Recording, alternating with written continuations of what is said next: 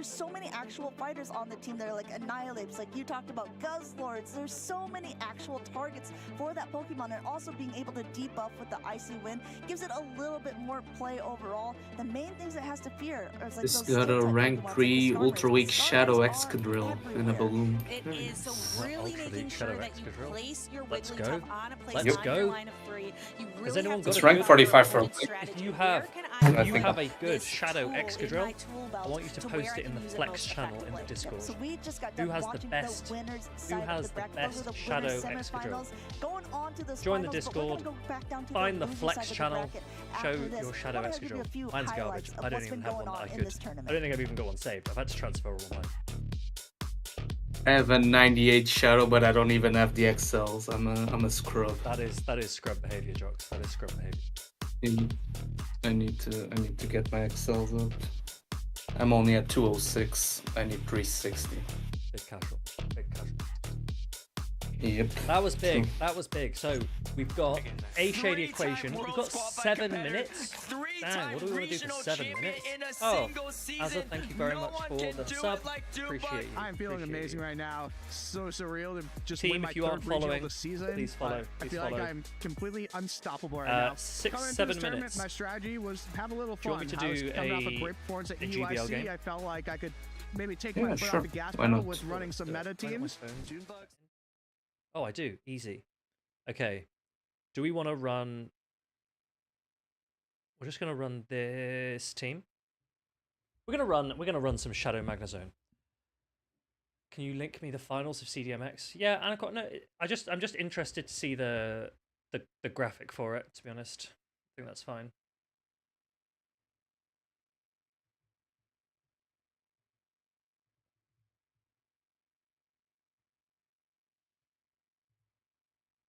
Right. Turn this down. Okay.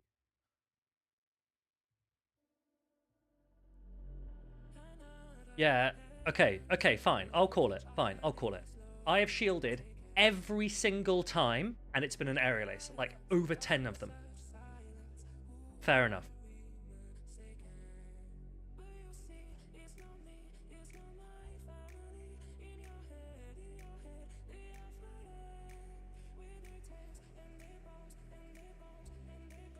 I'll shield the next one.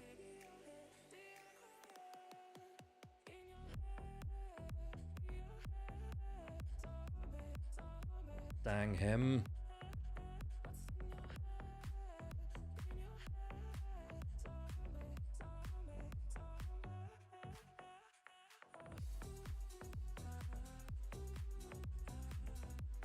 Huh, attack drop. Get wrecked.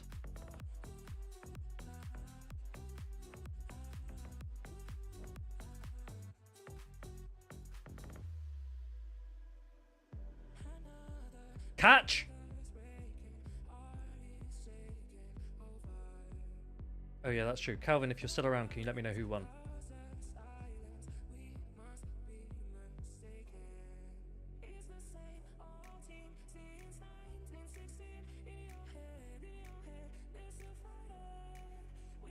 Anyone have any idea how much energy that Gligar has? Seems like a lot.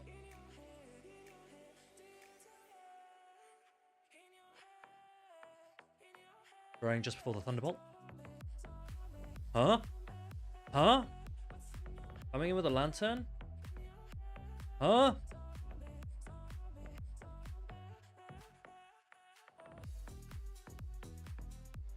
Cash third? Sure. I'll take that.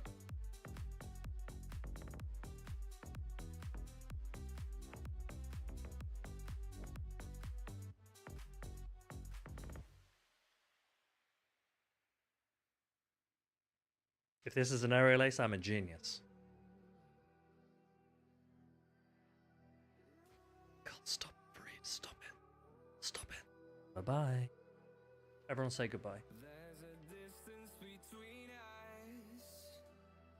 Okay, we've got 3 minutes. Let's do another one. Let's go again. Let's go again. Let's go again.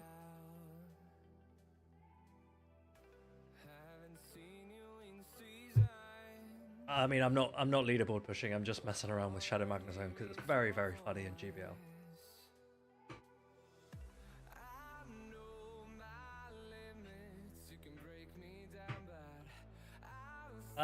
No, I do rate it in Show 6. I think it is good.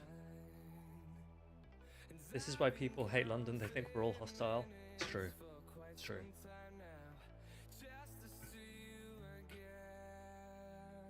JS Klein. Let's go. Give me a Skarmory.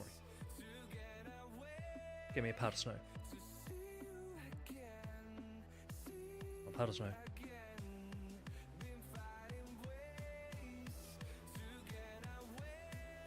I know they bait, but I still have to shield. Oh, this is bait.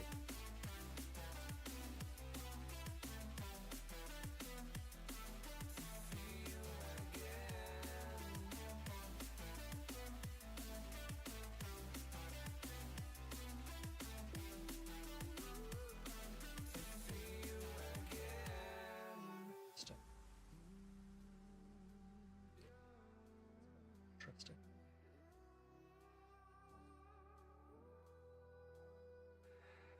On TMP. Nope, not on TMP. Just delayed. That was interesting. Am I legend yet, says Maria? Maria, I hit legend ages ago. Ages. And we have just been messing around since.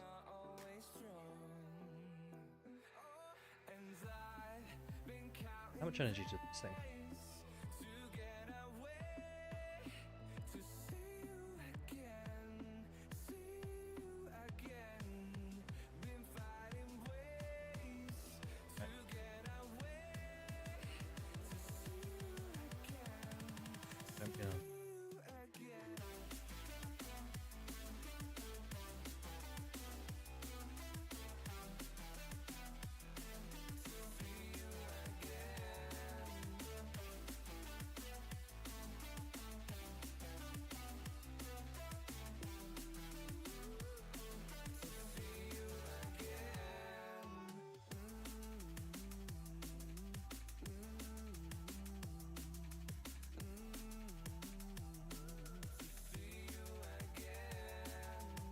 Can't let them catch. That's the only thing we can't do. The only thing we can't do. Don't let them catch.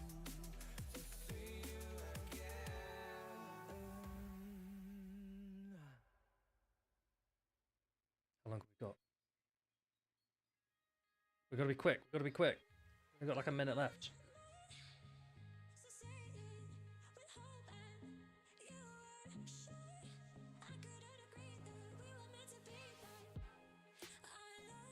They're just chatting. They're just chatting. We've got time.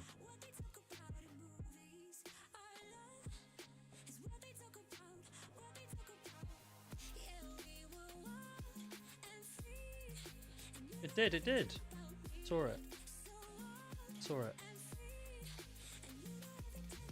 I've had laser eye surgery, Jocks, so I can see it. I'm built different. Okay, let's go back to the stream. Yeah, no, I have had laser eye surgery. Oh, that's cool.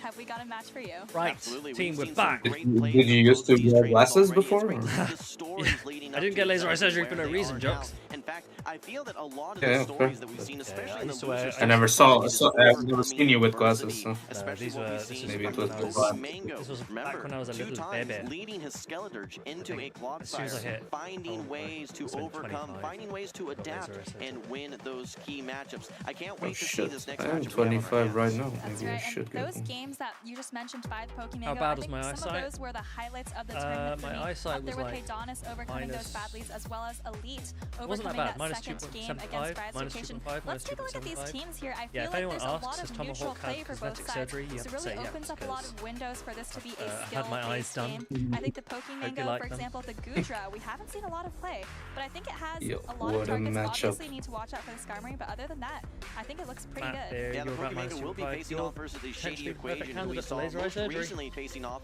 versus Out of Pocket. We saw Right, a should we lot get a of great prediction play from going? his I Vigoroth, think and we that should. someone Start maybe prediction. have picked Game his Shadow 1 winner. Whiscash to be one of the most valuable Pokemon of the tournament. Winner of I think game it actually 1. has quite a Winner bit of of game play 1. here versus the Shade. Pokemango with positive Question mark? matchups versus the Question mark? Lantern versus Mango? the Skeledirge versus the Shadow Alolan Wow. Sandslash as well. We'll have to I see don't know how how these that- Pokemon end up with getting that. lined up.